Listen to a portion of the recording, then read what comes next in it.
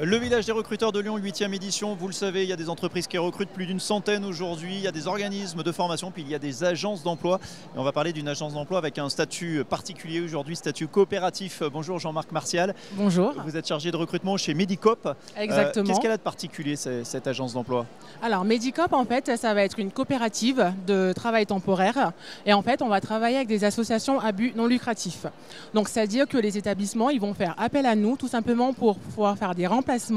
Et en fait, on va tout simplement positionner des intérimaires, donc tout ce qui va être aide-soignant, infirmier, accompagnant éducatif et social, auxiliaire de vie et plein d'autres profils pour pouvoir accompagner les résidents qui sont sur les structures.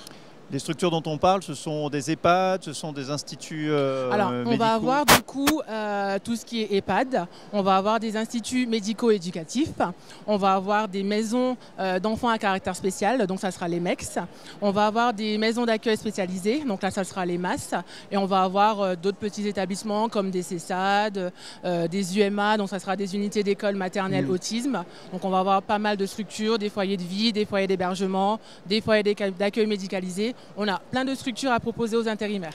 Le cœur de votre métier, ce sont donc les métiers du soin, les métiers de service à la personne. C'est ça. Profil particulièrement pénurique.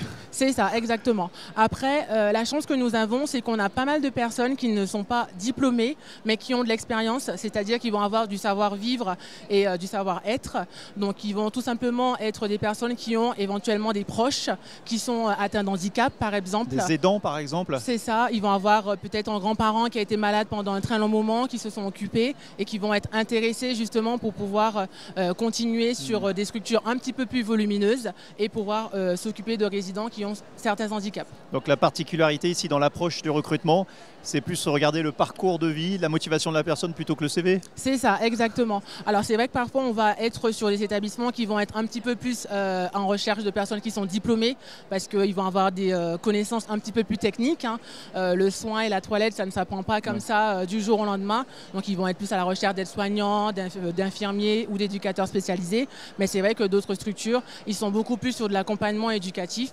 Donc ils n'ont pas besoin d'avoir plusieurs années d'expertise, mais au moins d'avoir ce côté de savoir-être, comme je disais au début. Toute dernière chose, ce sont des métiers qui peuvent être exigeants. Je parle en termes d'amplitude horaire, choses comme ça.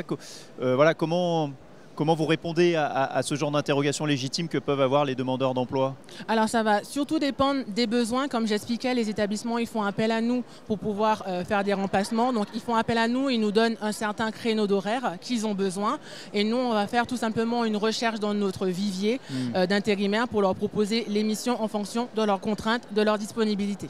Merci beaucoup et bonne journée ici Je vous en prie. au village des recruteurs. Voilà, si les métiers du soin et du service à la personne vous intéressent, n'hésitez pas à aller voir Medicop avec son statut coopératif.